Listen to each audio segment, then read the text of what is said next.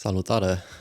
Lucrăm astăzi la un iPhone 15 Pro Max care are o problemă. Dacă ne uităm aici, ne apare un mesaj de temperatură, deși telefonul nu se încălzește. Eu i-am desfăcut ecranul.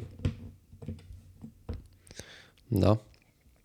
Placa nu este caldă, vă garantez. Este călâie așa cum funcționează ea în mod normal, dar nu este fierbinte. Bun, asta în general sunt cazuri destul de simple, simple.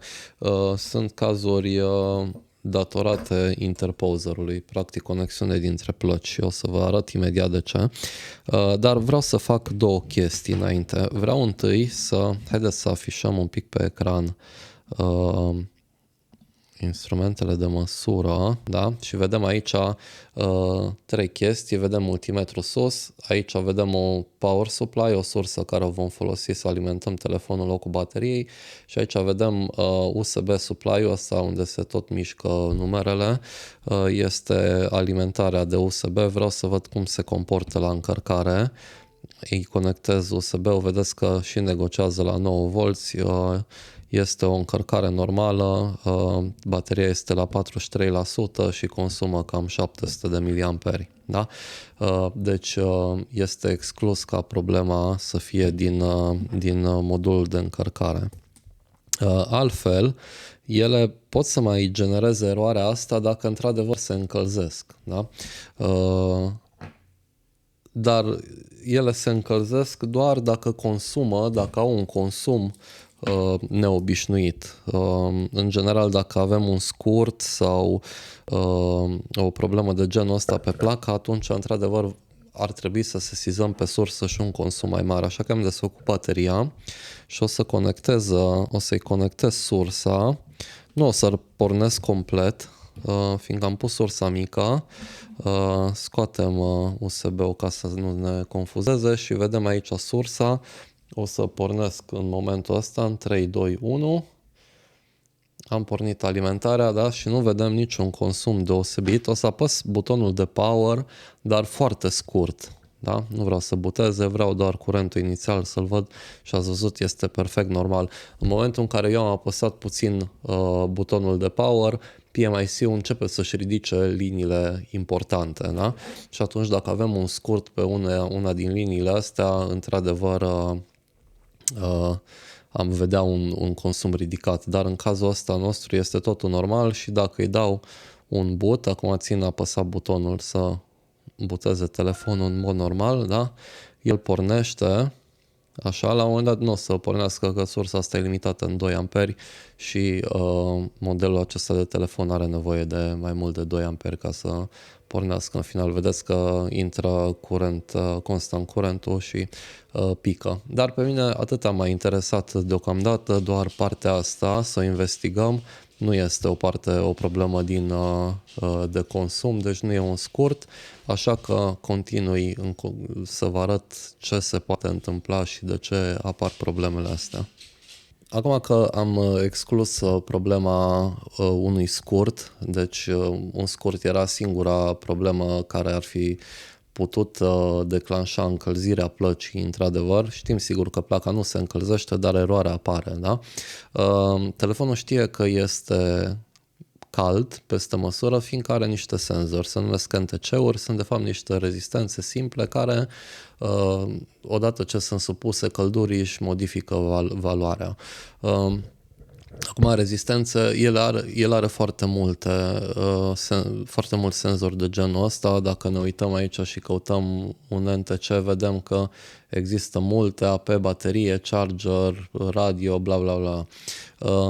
Șansa să se ardă o rezistență de asta este aproape nulă, pentru că prin ele nu circulă curenți mari. Deci nu au cum să se ardă. Singura problemă ar fi ori să se întrerupă conexiunea între rezistență și chipul care monitorizează temperaturile astea, rezistențele practic, sau efectiv să se rupă rezistența din cauza unui șoc mecanic.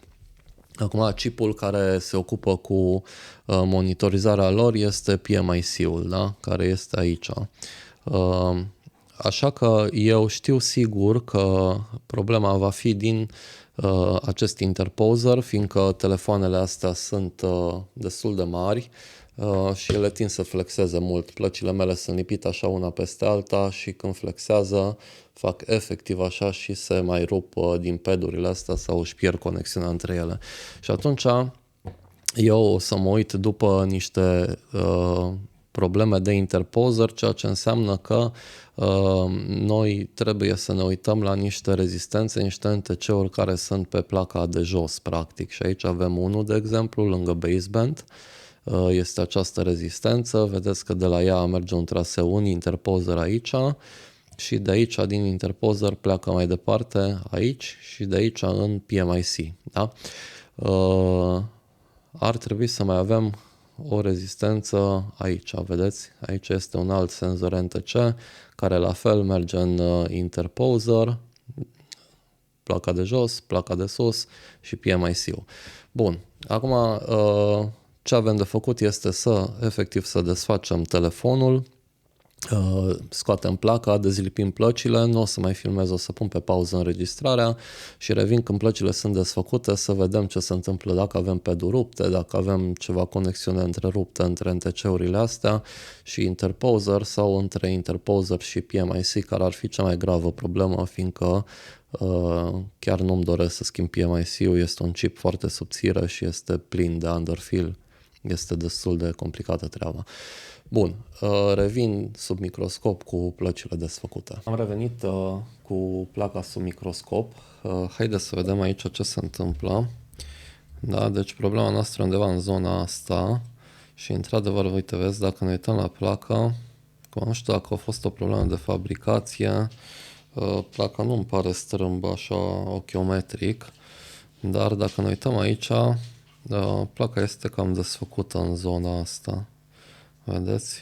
Și nu știu dacă nu sunt chiar și peduri rupte. Mie așa mi se pare că, uite, aici este un ped deconectat. Nu-mi dau seama că e rupt sau nu. Aici, astea de aici par a fi iarăși dubioase. Nu. Singurul mod în care ne putem da seama este când o să desfacem placa. Așa că nu mai pierd vremea, o pun pe plită și revin când sunt dezlipită să vedem care e pronosticul. Așa, am desfăcut plăcile, le-am curățat și după cum vedem aici avem peduri rupte. Uite, asta tocmai s-a desfăcut. O să le forțez și astea de aici din jur. Să vedem să nu fie slăbite cumva. Dar cred că sunt ok. Bun. Și acum vedem, avem aici 1, 2, 3, 4, 5, 6 peduri rupte, da?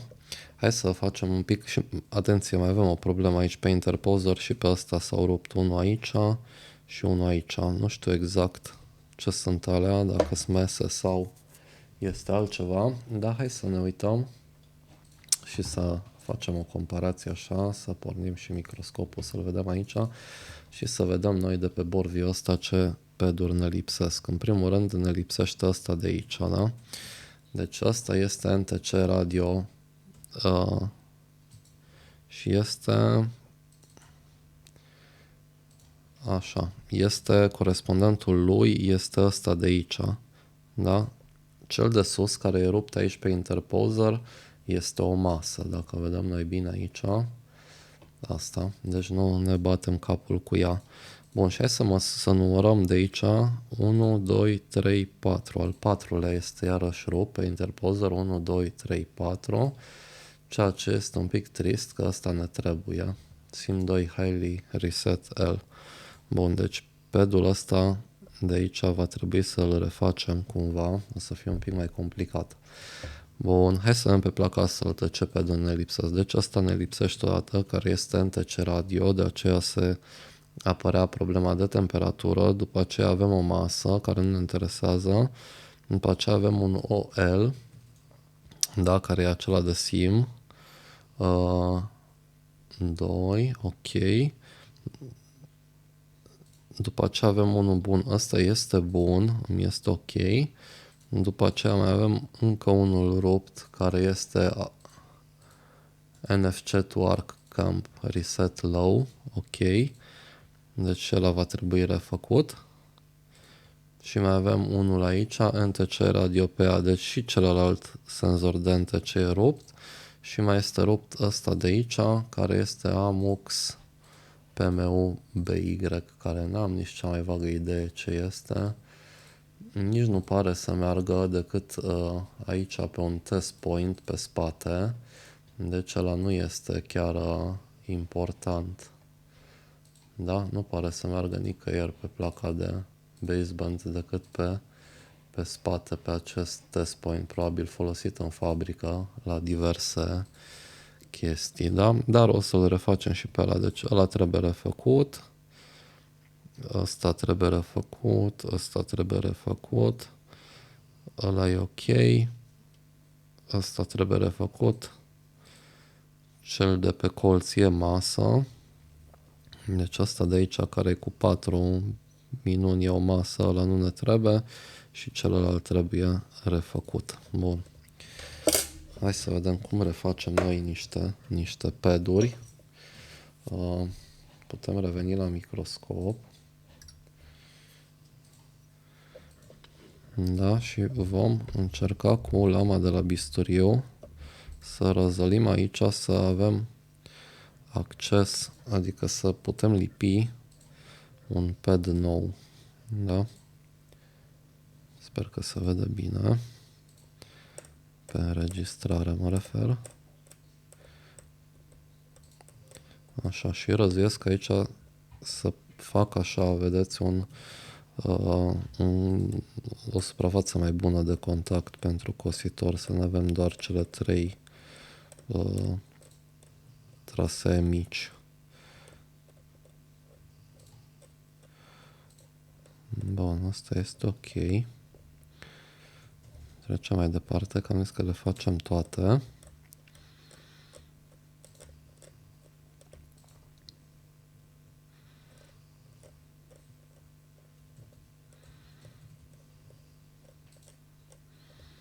Asta este ok.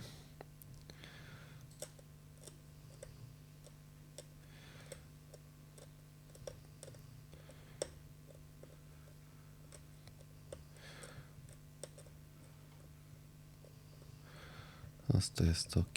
Și mai avem unul aici.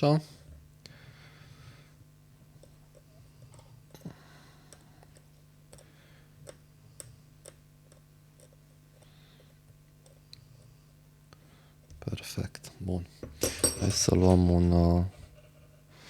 un bețigaș cu alcool și să curățăm un pic zona asta.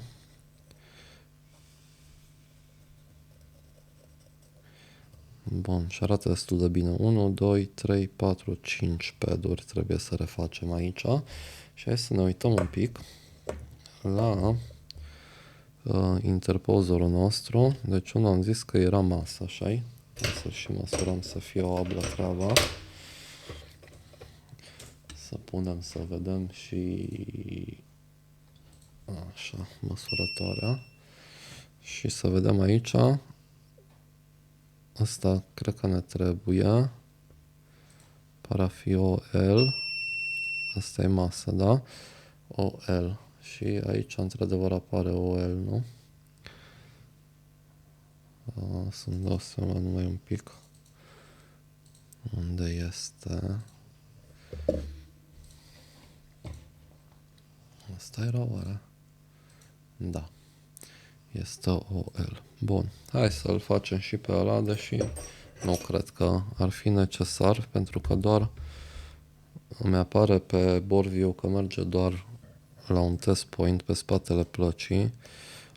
Dar în caz că BoreView este ceva greșit, o să încerc cât de cât să îl refac și pe asta. Asta-s mai aiurea de refăcut, pentru că nu obținem o suprafață mare.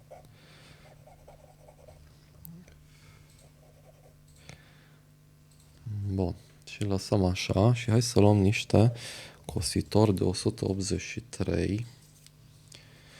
Da, noi vom folosi ca să lipim interposerul, plăcile una de alta. Că nu pot să-l desfac, incredibil. Ca să lipim plăcile una de alta vom folosi cositor Lommel de 148 și atunci, ca să lipesc padurile, o să pun 183, tocmai ca să nu ni se dezlipească așa ușor la temperaturile care le vom folosi să lipim plăcile înapoi.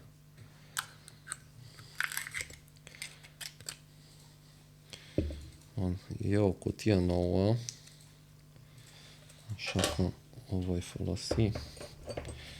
Trebuie să o desigilez și acum nu mai pot închide. Incredibil ce mă nervează. Foarte tare. Așa, hai să luăm un pic de pastă din asta și să încercăm să punem aici. Dacă aș fi și apucat ceva. Acum am picat multă. Bun, am pus un pic. Nu știu ce să zic, e mult puțin. Hai să vedem. Las asta deoparte, că o să mai trebuiască. Așa, o să așez o hârtie sub placă, pentru că altfel o să-mi sugă toată căldura pe ăsta de dedesubt. Bun, hai să potrivim iarăși să vedem ceva aici. Așa, perfect. Și hai să punem alt nozzle. Trebuie un alt nozzle la stația de aer cald.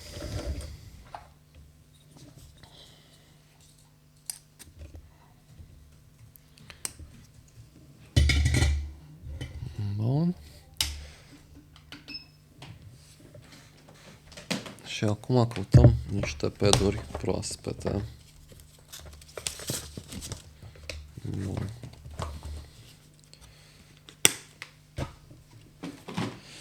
Am aici o cutiuță în care am pedurile și hai să vedem ce ar fi potrivit pentru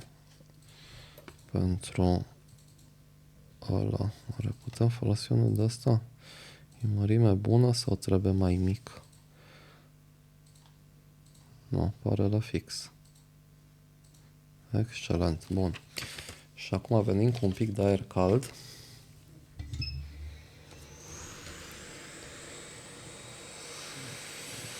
Și încercăm să-l lipim bine. Îi dăm până se topește cositorul și îmi lipește acel pad.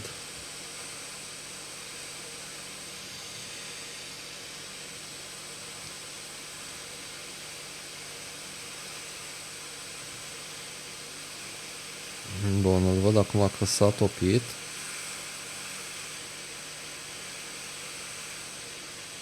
Perfect.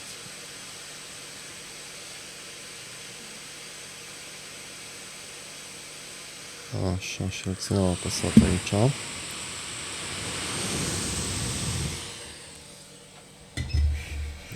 Așa, hai să vedem. Să încercăm să adunăm biluțele astea.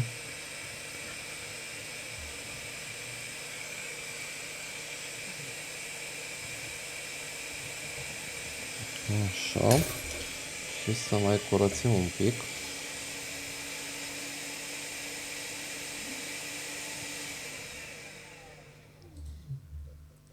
Bun, și acum ar trebui să punem un pic de mască din aceea verde. Să vedem. Îmi trebuie chiar puțin, nu trebuie multă. Da, mai îmi trebuie o sculă.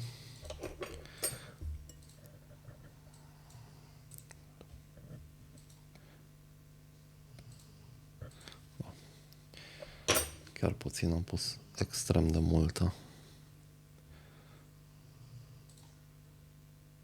Să o dau un pic la o parte așa. Bun.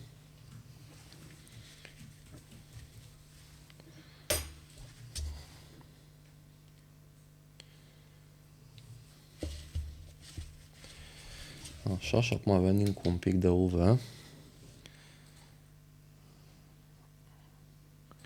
Și îi dăm să se, îi dăm să se vindece un pic.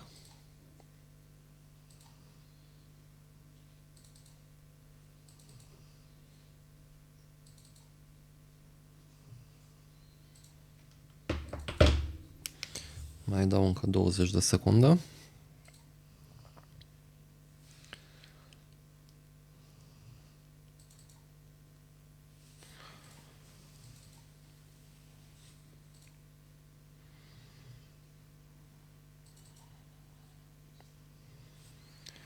Bun, și acum venim cu un pic de aer cald până când curing-ul ăsta e complet. Așa, vedeți că s-a făcut mai mat el. Și să vedem acum, încercăm să răcuiem un pic din surplus de pe aici.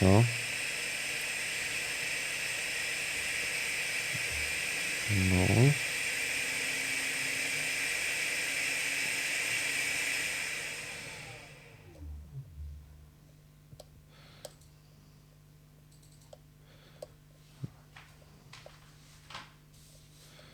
Așa, ca să putem să facem o bilă proaspătă pe el. Cred că este ok așa. Mai curățăm un pic. Bun, și acum putem trece la placa principală, cea cu procesorul, și facem aceeași chestie pe cele câte sunt 1, 2, 3, 4, 5 paduri. Bun, hai să luăm iarăși niște cositori de 183. Așa, și să încercăm câte puțin să punem pe fiecare. Acolo e prea mult, prea mult.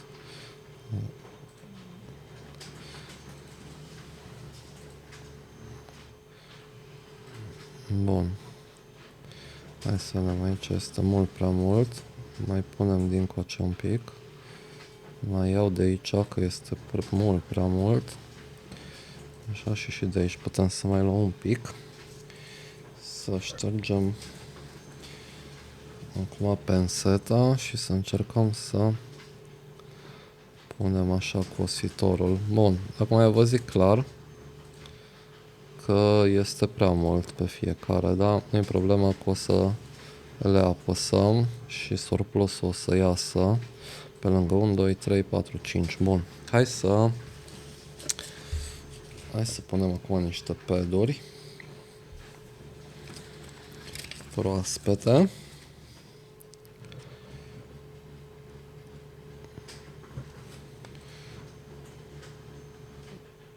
Unu.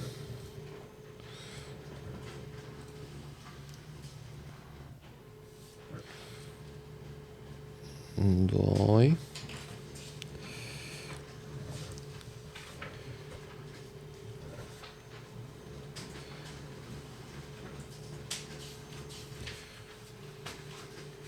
Trei. Voi vedeți? Vedeți, așa-i. 3 și mai am încă 2 de pus.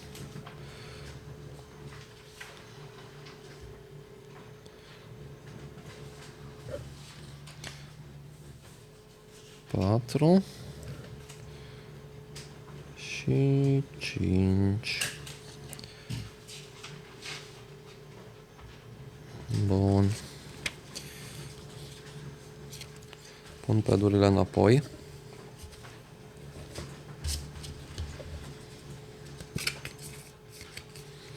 Deocamdată nu mai avem nevoie de ele.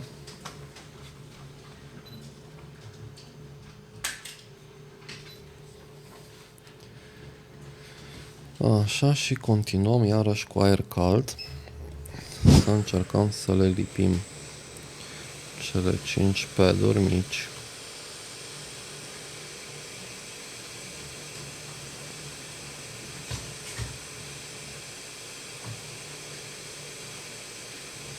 Ăla e ok. Asta e ok. Asta e ok.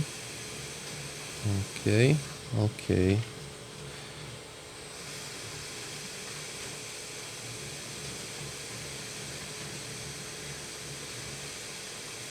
Da. Mi s-a părut că nu era foarte centrat. Da. Cred că e ok acum și ăla.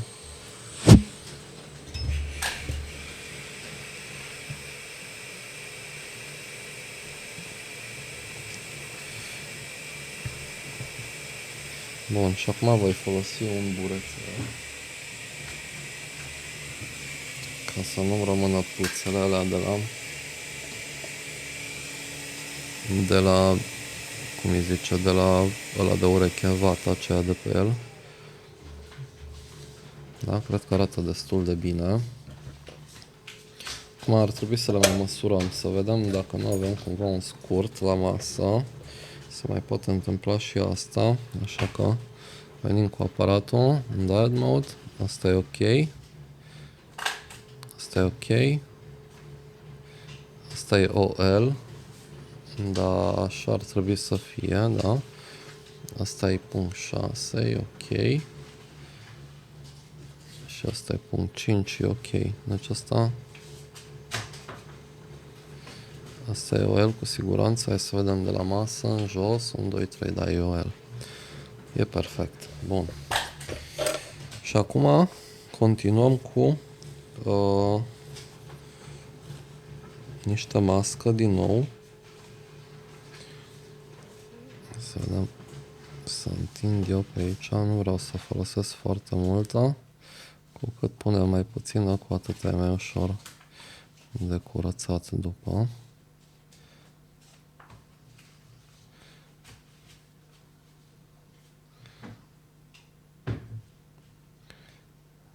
Da, bun, acolo mai îmi trebuie un pic. Foarte puțin.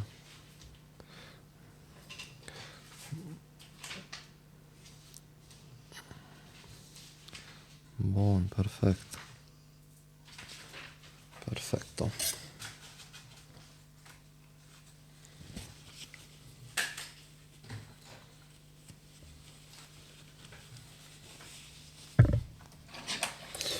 Așa, și acum revenim iarăși cu lumina. Ținem 20 de secunde și după aia încă 20.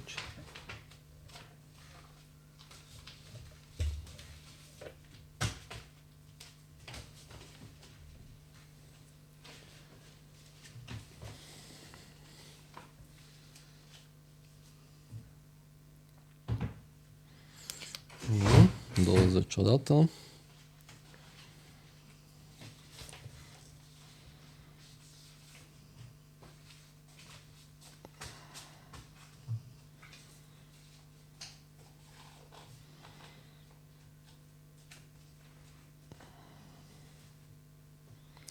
Douăzeci a doua oară, perfect. Bun, și hai să-i dăm acum un pic de aer cald până se face mat aceasta. Vedeți cum s-a făcut. E perfect. Și acum luăm un pic cu lama, surplusul.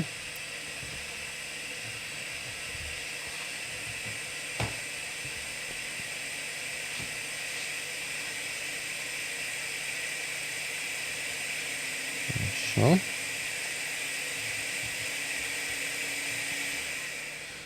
Așa.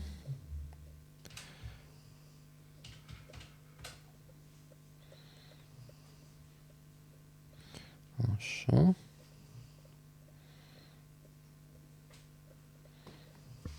Așa.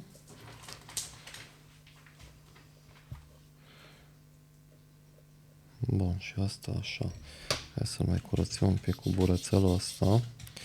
Dacă tot e aici la îndemână și zic eu că a ieșit o treabă bună. Iată cum arată. E perfect, alea vor ține mult și bine. Bun, acum refac, relipesc plăcile, îi fac un ribol la placa asta și revin după ce sunt relipită și putem testa să vedem dacă totul e ok și merge fără să mai apară eroarea. Pun pe pauză, fiindcă va dura mult și revin după aceea. Scos placa din stencil. Hai să-i facem niște biluți. Acum trebuie să fim atenți că avem un pad, da, care e lipsă pe interposer și bila aia n-aș vrea să-mi zboare. să facă punte cu alta, mă rog, să facă punte, să-mi iasă o bilă foarte mare. Vezi că ribolul a ieșit foarte bine. Da, e foarte satisfying pentru mine să văd partea asta când se fac biluțele. Arată foarte interesant.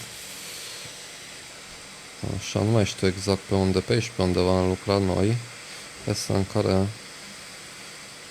Unde ne lipsește bila aici? I don't know.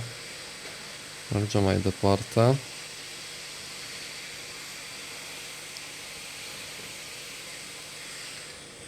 Bun. Da, nu mai știu care este pedul cu pricina, fără biluța. Era mai încolo, mai încoace. Efectiv mă nervează.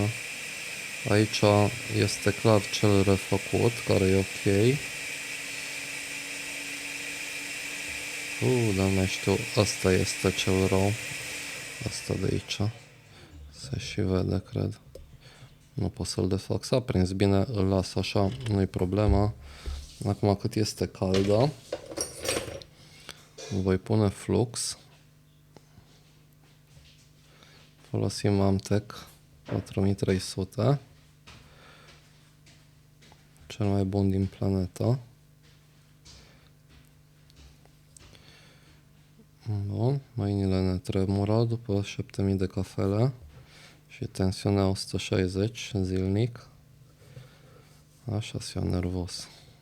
N-ai zice. Începe să mi se răcească placa. Voi vedeți? Vedeți, așa-i?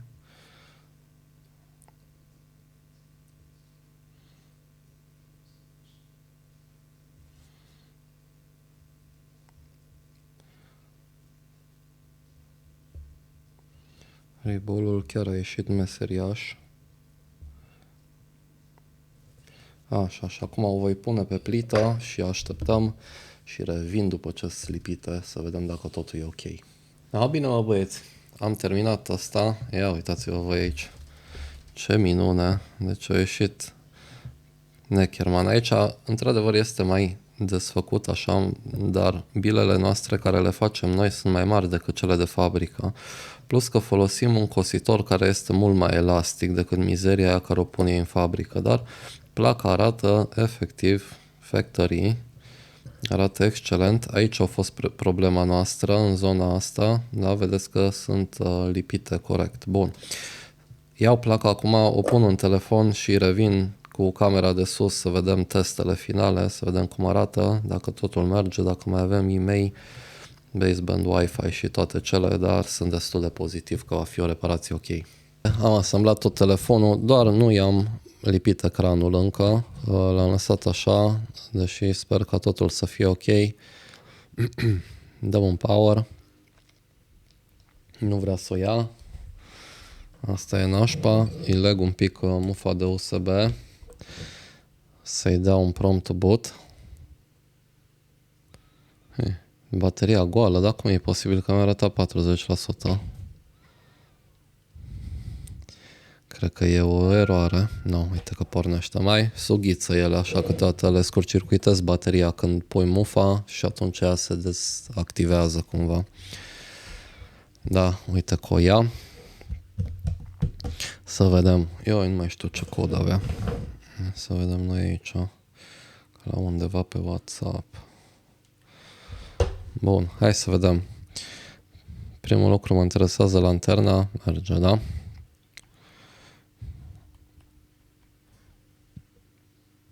Bun, camerele. Nu, înainte de camere voi porni un cronometru, fiindcă mă interesează ca telefonul să meargă 3 minute fără să se restarteze. Aici o să-mi apară niște erori, dar nu e problema, fiindcă vor dispărea. Ia, am oprit cronometrul, ce prost sunt. Așa. Hai să vedem întâi e-mail. Diez. Da, avem. Nu știu dacă am filmat prima dată când am făcut steluțe diez 06 diez la începutul filmării. Nu mai știu dacă am și filmat chestia aia.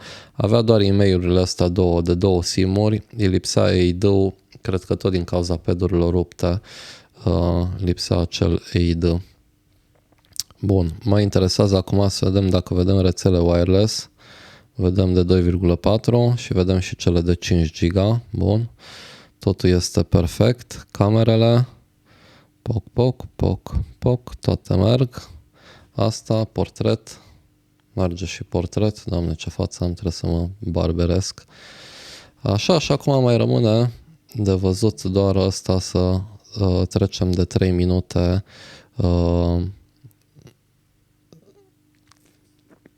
cu telefonul pornit. Bun. Las așa să meargă cronometru, vă povestesc un pic. Ați văzut reparația? Am observat acum, chiar mă uitam la o pauză de țigară la filmele mele și mai am un video tot pe tema asta, cred că tot la un 15 Pro sau Pro Max. Aceeași problemă cu temperatura. Nu știu dacă e de o problemă din fabrică, e o zonă unde placa flexează și este mult mai ușor să se rupă pedurile alea. E interesant, telefonul arată foarte bine, nu pare lovit, pare în stare bună. Din când am desfăcut ecranul, cam dai seama dacă alea au mai fost desfăcute sau nu. Și nu părea să fi fost desfăcut, deci chiar era în stare bună. Da, se mai întâmplă. Reparația este una nici ușoară, nici grea.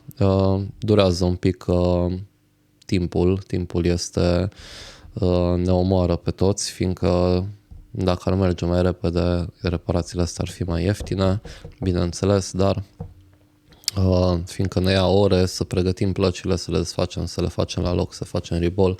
Asta sunt telefoanele. Acum m-am și stresat un pic, că m-am uitat pe canalul meu și am văzut că am un video tot cu problema asta și am zis firar să fie, poate ar fi bine să nu mai pun încă unul la fel. Acum că mă gândesc și mă uit la tot, și la Sorin și la Lucian și la... 3 sferturi la laptopuri condensatori în scurt. Da?